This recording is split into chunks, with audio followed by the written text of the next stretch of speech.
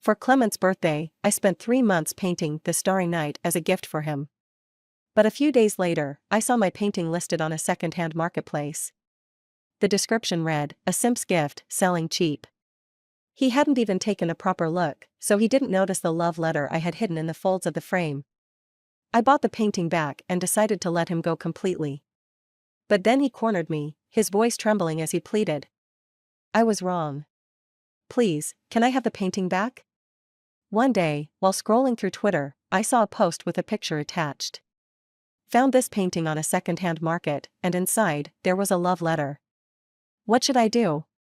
Should I tell the seller? My fingers trembled as I opened the image. It was a Starry Night oil painting, and every brushstroke felt achingly familiar. Because I had painted it, spending 3 painstaking months on every single detail. All because Clement once casually mentioned he liked Van Gogh. I took it to heart and secretly recreated the Starry Night to gift him on his birthday. I'd written a love letter with all the courage I could muster, editing it obsessively for days, but still feeling dissatisfied in the end. So, I nervously tucked it into the frame. But he hadn't even looked at it closely. The product description was brutally simple. A simp's gift, selling cheap. I bit down hard on my lower lip, the metallic taste of blood spreading on my tongue as my heart twisted with unbearable pain. I always knew he didn't like me. But I never thought he'd trample on my feelings like this. Under the post, comments flooded in. This painting looks like a labor of love. How could someone treat it like that? Even if you don't like the gift, you shouldn't insult the person like this. Don't tell the seller. They clearly don't value the painting, saying anything won't change that. Lowering my eyes, I left a comment. Hi, I'm the one who gifted this painting. Could I buy it back? Name your price. Thank you. This painting was the result of 3 months of effort, countless oil canvases ruined in the process.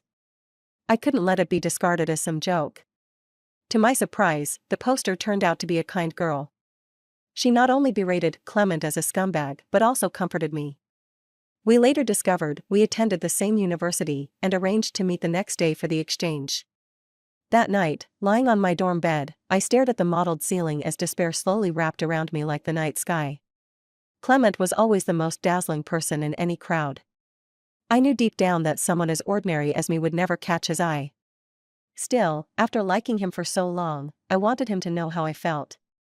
We met in high school. At the time, I had just transferred because of my parents' divorce. Neither of them wanted custody of me, a burden. They even hurled insults at each other in court over who should take responsibility. In the end, my grandmother took pity on me and brought me home. Because of my family situation, I was introverted and withdrawn. I didn't talk much, preferring to bury myself in drawing. Holding a paintbrush gave me a sense of control. Each painting felt like a friend I had carefully created, and I cherished them deeply. But my quiet nature and family background made me an easy target for bullying. The girls at school would rip my drawings, snap my brushes, and even tug at my clothes while mocking me. One day, after being locked in the classroom again, I sat among the scattered, torn papers, my eyes red with tears. That's when I heard a rough, sleepy voice behind me.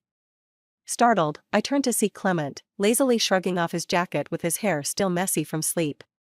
He was notorious as the school troublemaker. Panicking, I stammered, "I'm sorry. I didn't know you were sleeping here, He cut me off, bending down to pick up a piece of torn paper. Van Gogh's The Starry Night? I was so surprised he recognized it from just a fragment that I forgot to be scared.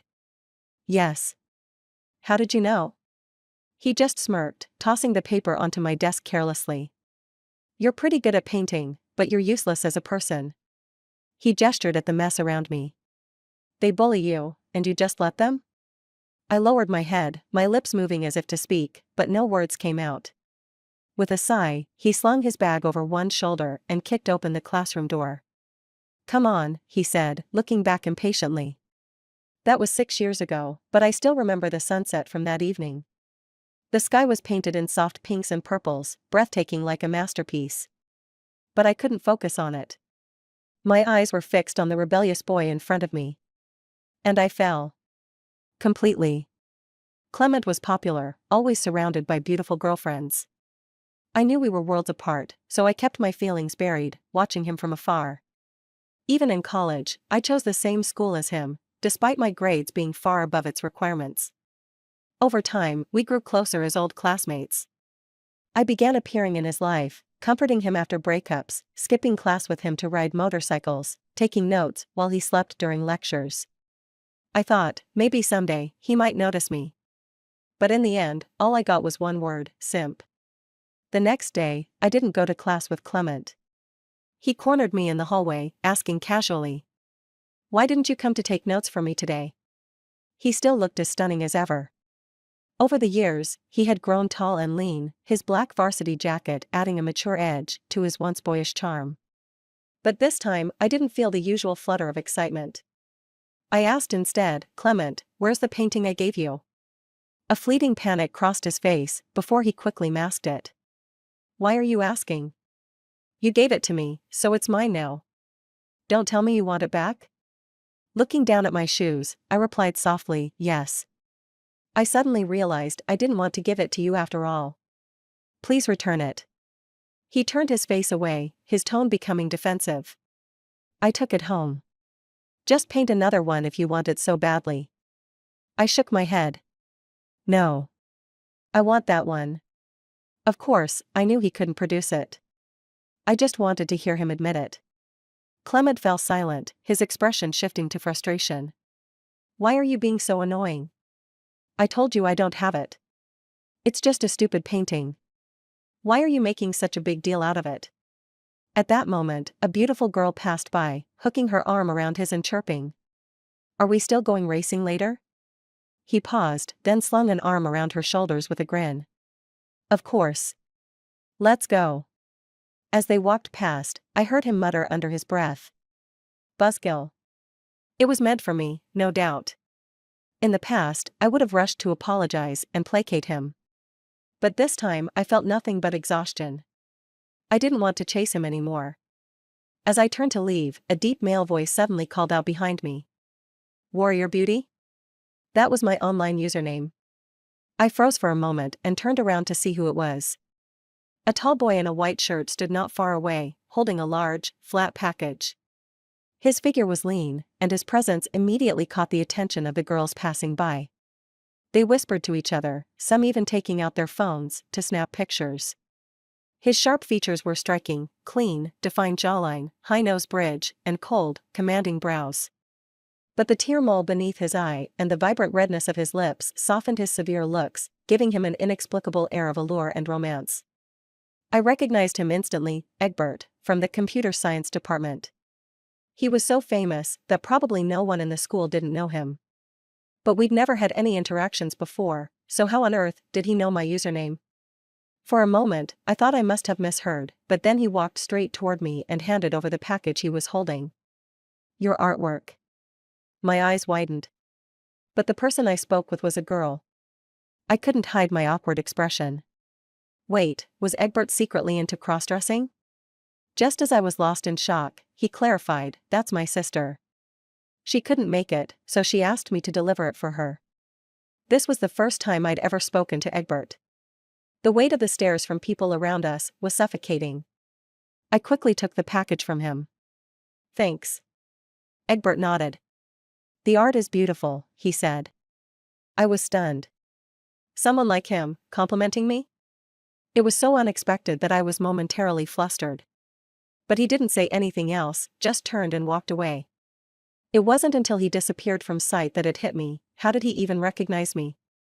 I hadn't sent a photo. No matter how much I thought about it, I couldn't figure it out. Hugging my artwork, I returned to the dorm. The next day, I still didn't go looking for Clement. We'd never really had any major arguments before. Our relationship had always been one where I gave in endlessly. Whenever there was any disagreement, it was always me who swallowed my pride to apologize and patch things up. But this time, I didn't reach out to him. Instead, Clement came to find me. After class, he grabbed my hand and pulled me into the hallway, frowning. "You know Egbert?" Before I could respond, he smirked mockingly. "I was wondering why you haven't been coming to class with me these past 2 days. Turns out you're busy seducing someone else." He continued, Jocelyn, are you kidding me? Do you even know what kind of person he is? Let me tell you, half the five-star hotels in the city belong to his family. They're filthy rich. Seriously, don't even dream about it. You and he? Not even in the same league. Do you really think he'd look at someone like you? The scorn and malice in his eyes cut into me like knives. I looked up at him. I had loved this man for so long. Loved him to the point where just seeing him would fill me with joy.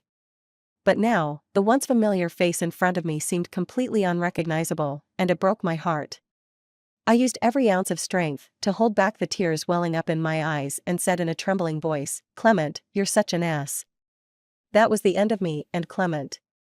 After cursing him out, he first looked shocked, then furious, punching the wall of the hallway before storming off.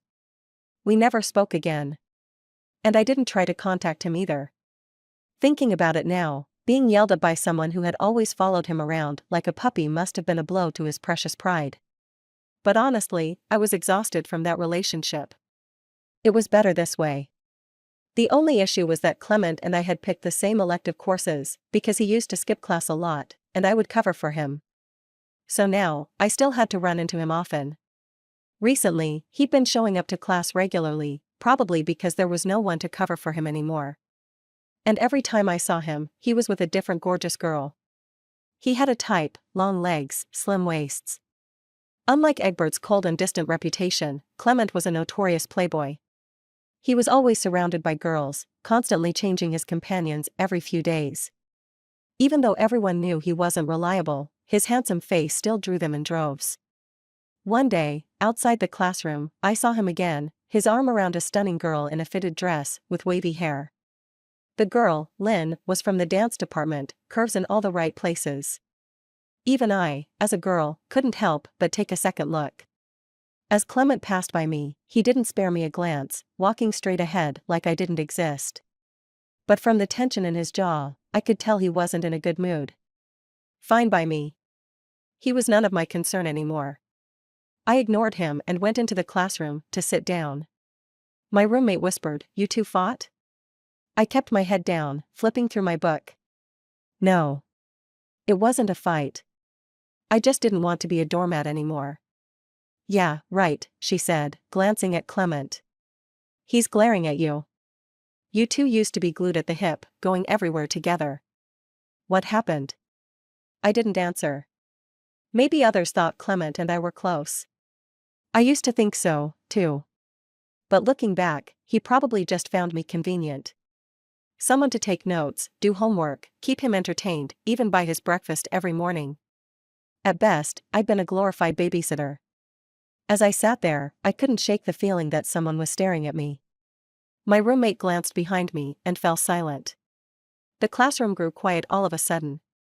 A shadow loomed over my desk. I looked up, startled. Egbert was standing in front of me, hands in his pockets. He glanced at the empty seat beside me and asked in his deep voice, "Is the seat taken?" Every pair of eyes in the room was on us. I froze for half a second, then forced myself to stay calm, even as my roommate squeezed my arm in excitement. "No," I replied. Egbert nodded and sat down beside me. I could feel the gazes bouncing between me, Clement, and Egbert, curious, envious, as if we were caught in some sort of love triangle. Feeling awkward, I tried to make small talk. "I haven't seen you before. Did you also take this art history elective?" To my surprise, Egbert wasn't as cold and distant as the rumors said.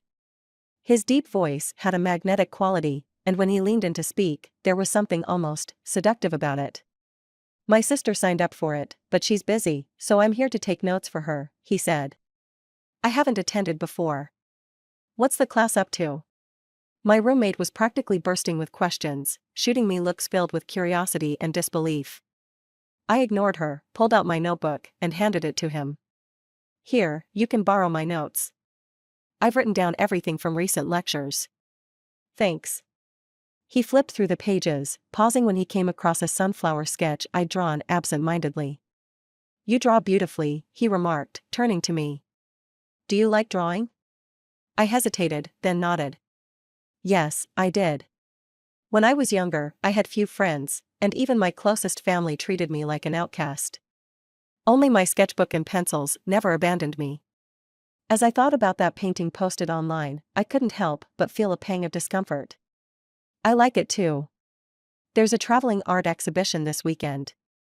It doesn't have Starry Night, but it features Monet's Impression, Sunrise, and Pissarro's The Avenue in the Forest. Want to go? I froze, instinctively pinching my thigh so hard it almost made me cry out in pain. Egbert was asking me out? Am I dreaming? My roommate, sitting nearby, grabbed my arm in a death grip, her eyes shining like spotlights. She looked like she was seconds away from answering for me. Egbert tilted his head and glanced at me when I didn't respond. Sure, I stammered, swallowing nervously, my words coming out as awkwardly as a rooster's crow. Egbert chuckled. When his face was expressionless, he exuded an unapproachable aloofness. But when he smiled, his lips turned a natural rosy hue, and his thick, long lashes fluttered like raven feathers. I found myself staring, my heart pounding wildly.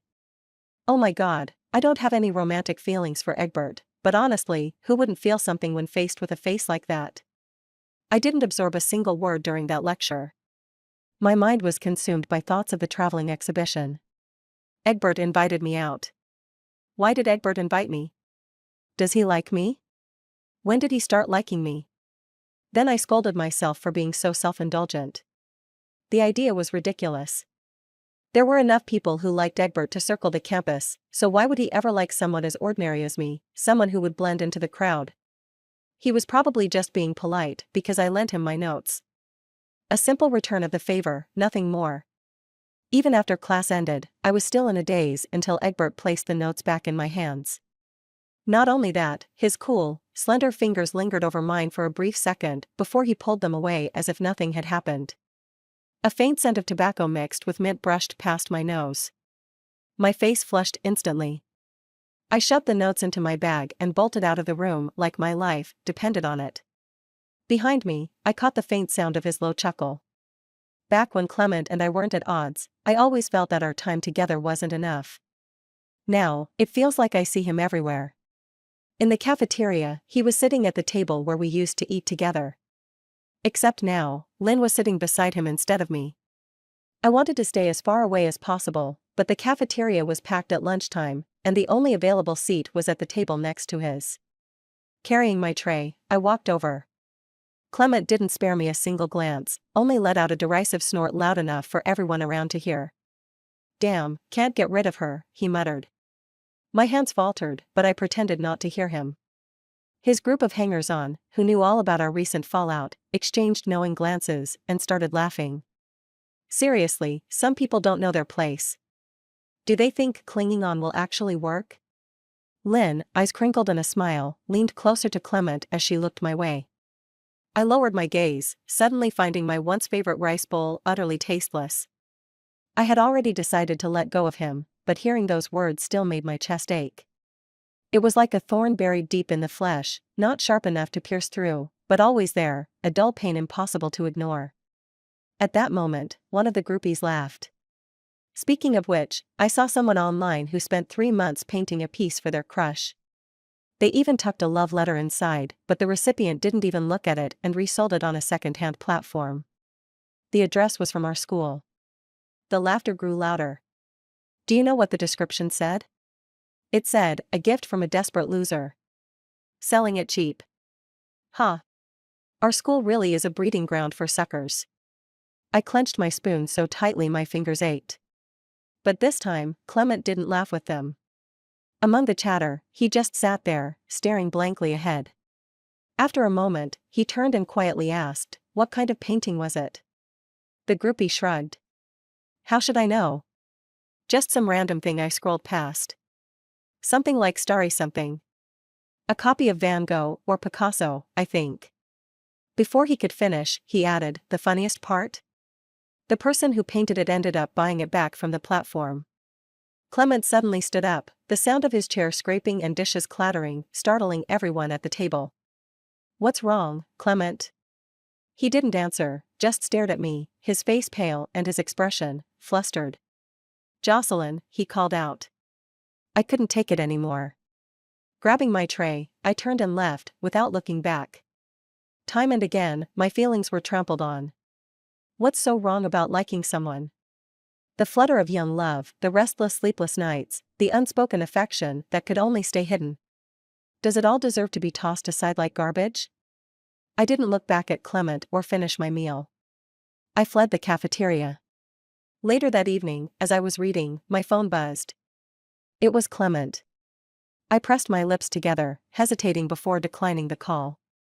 But he was persistent, calling repeatedly. That was just like him, never stopping until he got what he wanted. If I didn't answer, there was no telling what he'd do next. With a sigh, I finally picked up. What do you want? I'm downstairs. Come down. He always spoke in that commanding tone. I frowned. Whatever it is, say it over the phone. I'm busy. Surprisingly, he didn't sound annoyed this time. Instead, his voice softened. It's not something I can explain in a few words. Please, just come down. Left with no choice, I slipped on my shoes and went downstairs. There he was, standing in a black tank top, his toned yet understated muscles drawing second glances from passing girls. What is it? I asked, averting my eyes. Clement lowered his head, staying silent for a moment before running a hand through his hair in frustration. I didn't sell the painting. I got too many gifts at once and asked a friend to handle them. He paused, then added, the things he said were just jokes. Don't take them to heart. I blinked in surprise. Clement was explaining himself? With his personality, I'd expected something more along the lines of, yeah, I sold it. Why would I need your permission? If it were in the past, I probably would have forgiven him already, gone back to his side, and continued being the simp his friends joked about. But now, I'm done. I said softly, what difference does it make? Whether it was you or your friend who sold it, does it matter? If he had cared even a little about the painting, would he have tossed it to his friend without so much as a glance? Clement was still the same Clement. Impatience quickly crept into his tone. I've already explained everything to you.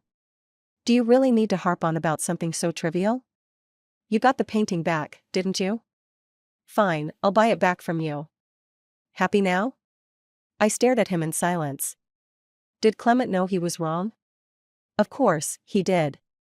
He wasn't stupid. But from the start, he never apologized to me. Why? Because he didn't think I was worth it. In his eyes, someone like me, a pathetic, clingy admirer, didn't deserve an apology. He assumed I'd keep orbiting around him regardless. Maybe he even thought explaining himself to me was already lowering himself enough. I sighed softly. I'm not holding on to anything. Then why haven't you reached out to me lately? He frowned. The evening breeze tousled my hair. I tucked a strand behind my ear and said, exhaustion lacing my voice, I just realized something. Chasing after you is too tiring. Maybe we're not suited to be friends. I couldn't find a better word, but we were hardly friends. At best, it was a relationship I had desperately tried to maintain on my own. Even a stretched rubber band snaps eventually. I'm only human, I get tired too. Clement's expression darkened instantly. Sure enough, his next words dripped with mockery. Jocelyn, you really overestimate yourself. Friends? You think you're worthy of being my friend? When I didn't respond, his face grew even darker. What, you think I give a damn about being around you? Let me tell you, I've been sick of your clinginess for ages. Great. From now on, whoever contacts the other first is a loser. Saying that, he pulled out his phone and, right in front of me, blocked me on every platform. He muttered a curse under his breath before storming off. But it wasn't over yet. When I got back upstairs, my roommate found me, her expression grim. Did you offend Lynn? Confused, I asked, what? No, I don't even know her. She handed me her phone. She posted something on Instagram. It's a screenshot of your tweet about the painting you gave Clement, and she also posted the love letter you wrote. She blurred your name, but it's obvious she's talking about you. She glanced at me cautiously. A lot of people are commenting. Don't let it get to you. They're just a bunch of jerks. Should we ask Lynn to take it down? It took me a few seconds to process her words before I grabbed her phone. Sure enough, Lynn had posted on Instagram. Got a painting for my boyfriend's birthday, and it came with a love letter.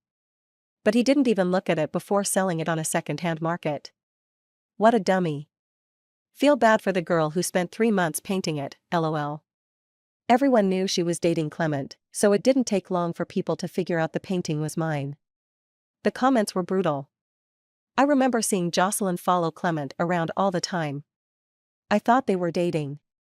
Turns out she was just a simp. That's kinda harsh. She put a lot of effort into the gift.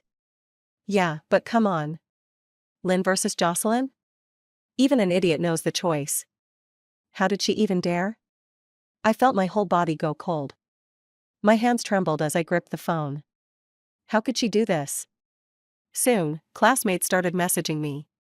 Some girls even came to my dorm, pretending to console me while clearly enjoying the drama. Panicked, I didn't even think to change clothes before rushing out the door. I ran until I was too exhausted to move and found myself by the artificial lake. By then, my face was wet and burning. I slumped onto a large rock, burying my head in my knees, sobbing softly. I didn't understand how things had turned out like this. I hadn't done anything wrong. I just genuinely liked someone. Why did I deserve to be humiliated like this? The evening breeze carried a chill, seeping into my bones. I felt cold and miserable, completely defeated. Suddenly, a jacket was draped gently over my shoulders, still warm from someone's body heat. Startled, I looked up and saw Egbert.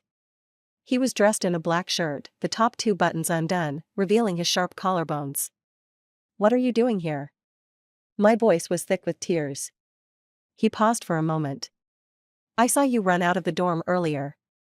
I figured you might need some time to cool off, so I didn't call out to you.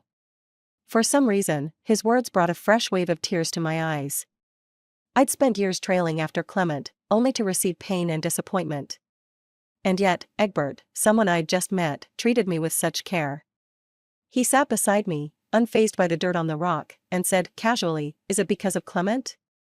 I remember you two were always together." I lowered my head, remaining silent. He continued, "Anyone who makes you cry isn't worth your tears." The moonlight shimmered on the lake, the ripples fracturing its glow. Egbert turned to me, his gaze earnest. "Jocelyn, you're amazing. You need to learn to love yourself. Don't cry for someone like him." In the moonlight, his eyes reflected the glimmering water. And me. For a moment, all my troubles faded away. All I could see was the man in front of me. Egbert's gaze was serious as he leaned closer. I could even catch the faint scent of tobacco on his lips. Though the lakeside air was cold, heat surged through me uncontrollably. My heart pounded so hard I thought it might leap out of my chest. But just before his lips could touch mine, I sprang to my feet in a panic. "I think I should head back," I blurted. What was happening? Was he about to kiss me? But we'd only just met. His face was too dangerous, it nearly bewitched me. Egbert froze for a second, then stood up as if nothing had happened. "Let's go. I'll walk you back." The atmosphere between us was strange. On the way back, I racked my brain for something to say. "How did you recognize me the first time we met?" Egbert's lips curved slightly. "My sister told me who you were." I was puzzled.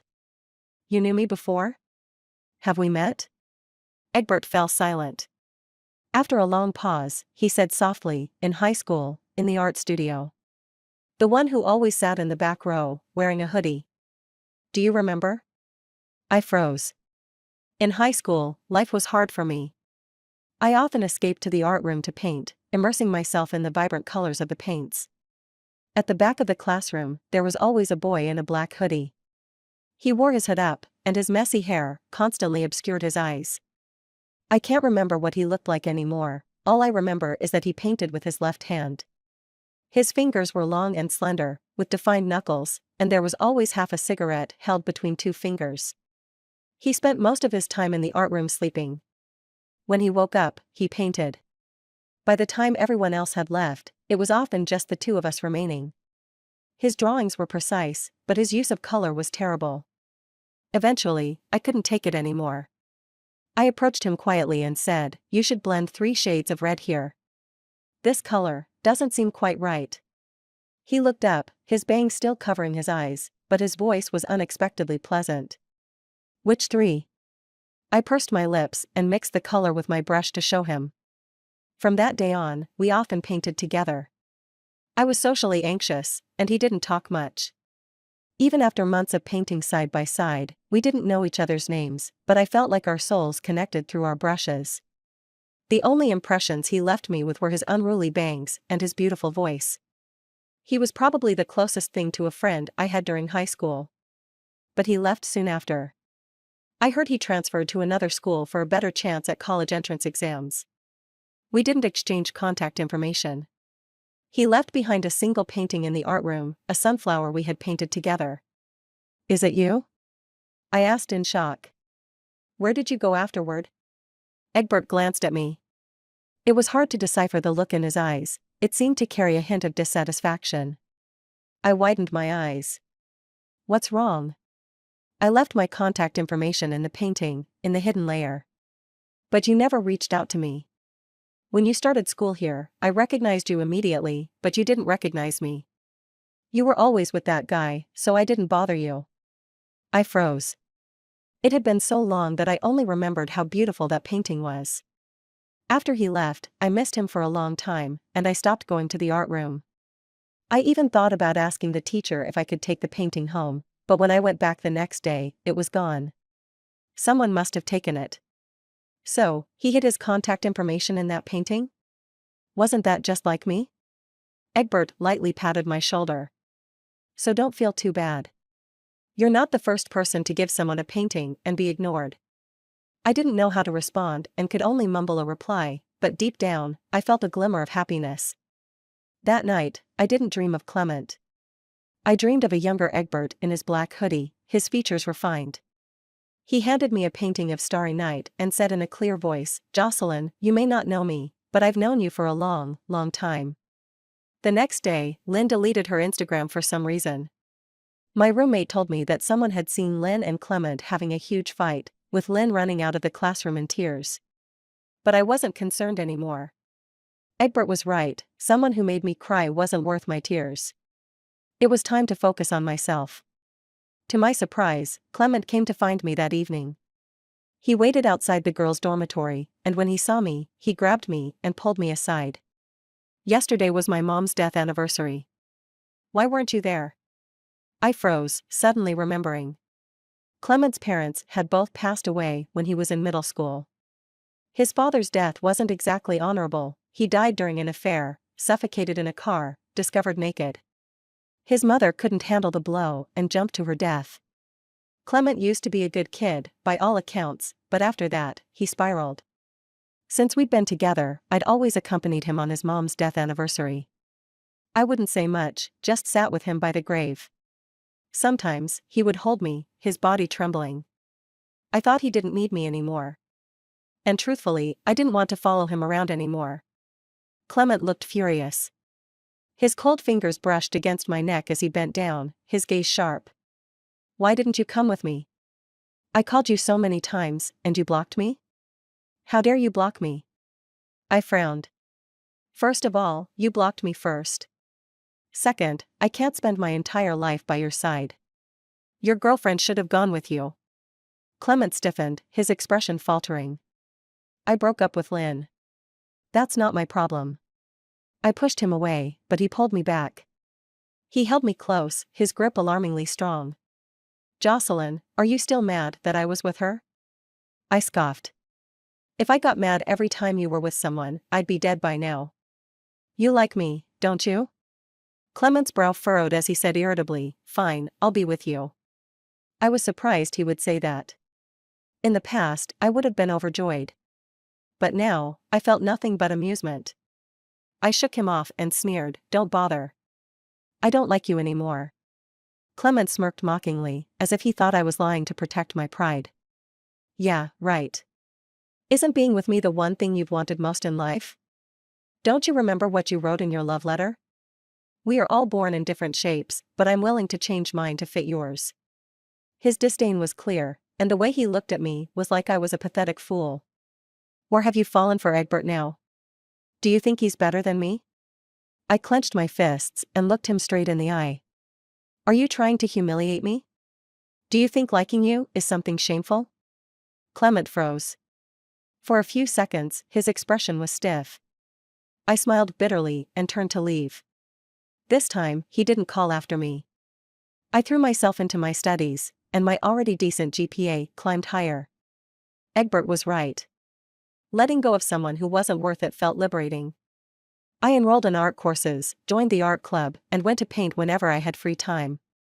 Egbert and I attended art exhibitions and saw pieces I had admired for years but had never seen in person. And then, I got a study abroad opportunity in the UK. A few days before I was set to leave, Clement showed up again. It was raining heavily, and the cold was biting. His eyes were red as he grabbed my shoulders. You're leaving for the UK? Why didn't you tell me? I looked at him coldly. Who are you? Why should I tell you anything? Clement gritted his teeth. Jocelyn, you promised you wouldn't leave me. I remembered the day I first went with him to visit his mother's grave.